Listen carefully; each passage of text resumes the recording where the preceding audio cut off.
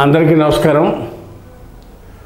కడప జిల్లా అంటేనే వైఎస్ఆర్ అడ్డా.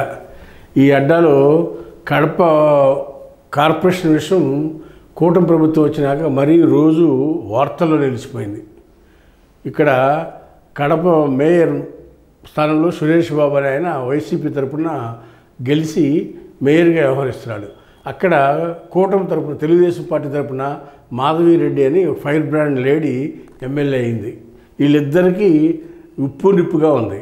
అయితే మొదటి మీటింగ్లో కావును మేయర్ గారు ఎమ్మెల్యే గారికి కూడా సముచిత స్థానం పక్కనే వేసి కల్పించాడు. మేయర్ పక్కనే ఒక కుర్చీ వేసి కూర్చోబెట్టి మీటింగ్ కండక్ట్ చేశాడు.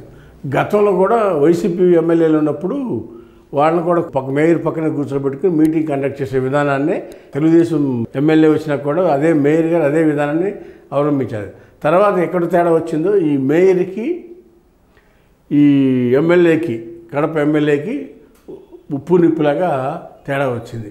దాంతో ఎమ్మెల్యే గారి సీటు వేయకుండా కార్పొరేటర్ల దగ్గరే కూర్చోవాలని చెప్పి కార్పొరేటర్ వరుసలోనే ఒక సీటు వేసి నేమ్ బోర్డు పెట్టారు. ఎమ్మెల్యే గారి పేరుతో మాధవిరెడ్డి గారు అని పెట్టి మేయర్ పక్కనే సీటు కేటాయించాలని ఎమ్మెల్యే మాధవిరెడ్డి గారు పట్టుపడుతుంతో మేయర్ ఆయన కార్పొరేటర్ స్థాయిలోనే కార్పొరేటర్ ఉండే పొజిషన్లోనే ఎమ్మెల్యే గారి సీటు కేటాయించి అక్కడ మాధవిరెడ్డి గారు అని పెట్టి నేమ్ బోర్డు పెట్టి అక్కడ పెట్టారు.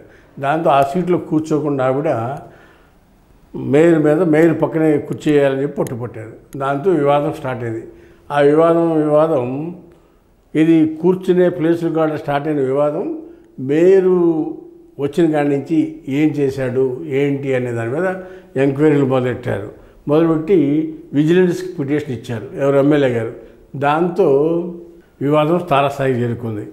ఇక్కడ వైసీపీలో 49 మంది గెలిస్తే అందులో నుంచి కొంతమందిని తెలుగుదేశంలో తీసుకొచ్చి చేర్పించుకున్నారు. కార్పొరేటర్లందరినీ కూడా తెలుగుదేశం పార్టీలో చేర్చుకున్నారు. ఎవరు? ఈ సదరు ఎమ్మెల్యే మాధవిరెడ్డి గారు, వాళ్ళ భర్త శ్రీనివాసరెడ్డి గారు తెలుగుదేశం పార్టీ పొలిట్ బ్యూరో మెంబర్గా ఉంటారు, జిల్లా పార్టీ అధ్యక్షుడు కూడా టీడీపీకి. వీళ్ళిద్దరూ దీన్ని ప్రెస్టేజ్గా తీసుకుని విజిలెన్స్ ఎంక్వైరీ పెట్టించారు.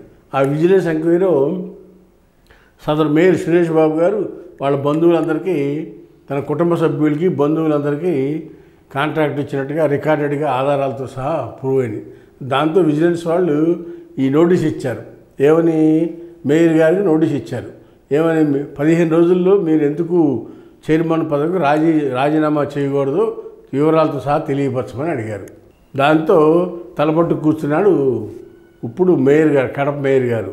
రాబోయే రోజుల్లో ఆయన్ని సస్పెండ్ చేస్తారా, ఆయనే రిజైన్ చేసి తప్పుకుంటాడా అనేది వేచి చూడాలి. ఆయన వైసీపీ పార్టీ కాబట్టి రాజీనామా చేయడు. రాజీనామా చేయకపోతే గవర్నమెంట్ విజిలెన్స్ రిపోర్ట్ బేట్ చేసుకుని ఆయన సస్పెండ్ చేసే అధికారం గవర్నమెంట్కి ఉందనేది ఈ సందర్భంగా తెలియపరుస్తున్నాం. వేచి చూద్దాం.